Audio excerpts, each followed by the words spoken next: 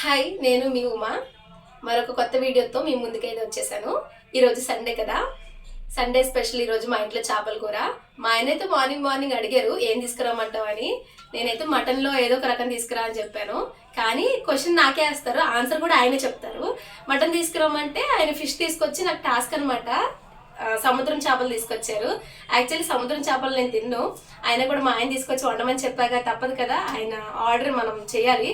ఈరోజు నా స్టైల్లో చేపల పులుసు ఎలాగో మీతో షేర్ చేసుకుంటాను. మీరు కూడా ఒకసారి ట్రై చేసి కామెంట్ సెక్షన్లో కామెంట్ చేయండి.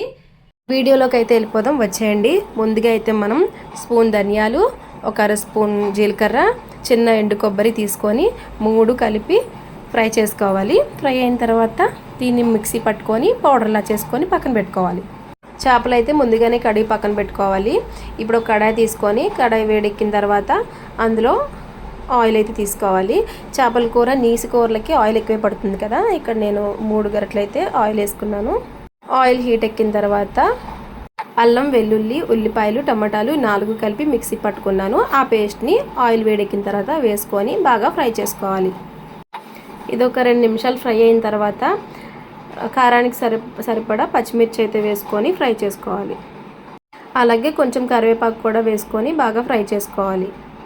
ఇవి ఫ్రై అయ్యేలోపు మనమైతే చింతపండు, తగినంత చింతపండు తీసుకొని నానబెట్టుకొని పక్కన పెట్టుకోవాలి.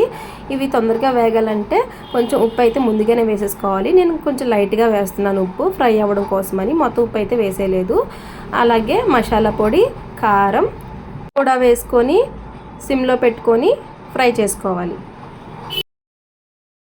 ఈ మసాలా అంతా 2-3 నిమిషాలు ఫ్రై అయ్యేంత వరకు లైట్గా సిమ్లో పెట్టుకొని ఫ్రై చేసుకోవాలి. ఆ తర్వాత వెజిటేబుల్స్ వేసుకుంటే బాగుంటుంది. అన్ని రకాలు కాదు, బెండకాయలు, వంకాయలు అనేది చాలా బాగుంటాయి చేపల పులుసులో. సో నా దగ్గర 4 బెండకాయలు ఉన్నాయి. అవిని 2 వంకాయలు కట్ చేసి అయితే వేసుకున్నాను. అవి కూడా ఫ్రై అవ్వనివ్వాలి. మూత పెట్టుకొని సిమ్లో పెట్టుకొని ఫ్రై చేసుకోవాలి.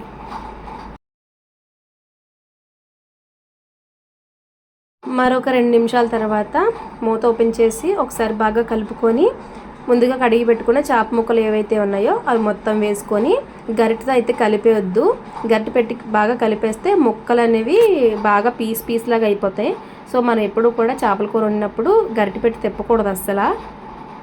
వీడియోలో చూపిస్తున్న విధంగా ఆ గిన్నె పట్టుకొని అటు ఇటు ఊపితే అవన్నీ కలిసిపోతాయి అన్నమాట. మెల్లగా అలా తిప్పుకోవాలి. లేదంటే గరిటె పెట్టి ఒకదాని తర్వాత ఒకటి టర్న్ చేసుకోవాలి వెనక్కి. ఇలా కాసేపు ఒక 5 మినిట్స్ ఫ్రై అయిపోతే సరిపోతుంది. ఇలా 5 మినిట్స్ మూత పెట్టి ఉడికించుకున్న తర్వాత మనం ముందుగా చింతపండు రసం అనేది తీసుకొని పక్కన పెట్టుకుంటాం కదా, అదేమో ఇందులో వేసుకొని కొంచెం లైట్గా కలుపుకోవాలి. చింతపండు పులుపు చూసుకోవాలి, చేప ముక్కలకి సరిపడా మనం పులుపు వేసుకోవాలి. కొంచెం వాటర్ వేసుకొని మనం గ్రేవీ పెట్టుకుంటే గ్రేవీలాగా, పులుసు పెట్టుకుంటే పులుసులాగా దాని మన మైండ్ సెట్ తగ్గట్టు వేసుకోవాలన్నమాట. తర్వాత మనం ముందుగా మిక్సీ పట్టుకున్న పొడి అయితే ఉంది కదా, కొబ్బరి, ధనియాలు, జీలకర్ర ఈ 3 కలిపిన పొడి ఉంది కదా, ఆ పొడి అయితే వేసేసుకొని కొంచెం అటు ఇటు కలిపేసుకొని తగిన నీళ్ళు పోసేసుకొని లాస్ట్లో ఉప్పు కారాలు అన్నీ అడ్జస్ట్ చేసుకోవాలి. ఏవి సరిపోకపోతే అవి మళ్ళీ వేసుకోవాలి. స్టార్టింగ్లోనే వేసేసుకుంటే సరిపోవచ్చు, లేదంటే ఎక్కువ అయిపోవచ్చు. అలా కాకుండా స్టార్టింగ్లో కొంచెం వేసుకొని ఎండింగ్లో టేస్ట్ చూసుకొని మళ్ళీ రిమైనింగ్ వేసుకుంటే ఎప్పుడైనా కూడా టేస్ట్ మనకి తగ్గట్టుగా వస్తుంది అనమాట.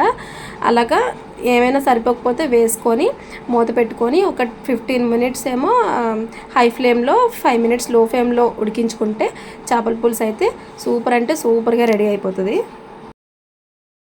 20 మినిట్స్ తర్వాత మూత ఓపెన్ చేసి చూస్తున్నాను. చేపల పులుసు అయితే మామూలుగా లేదు, టేస్ట్ చూశాను, చాలా అంటే చాలా బాగుంది.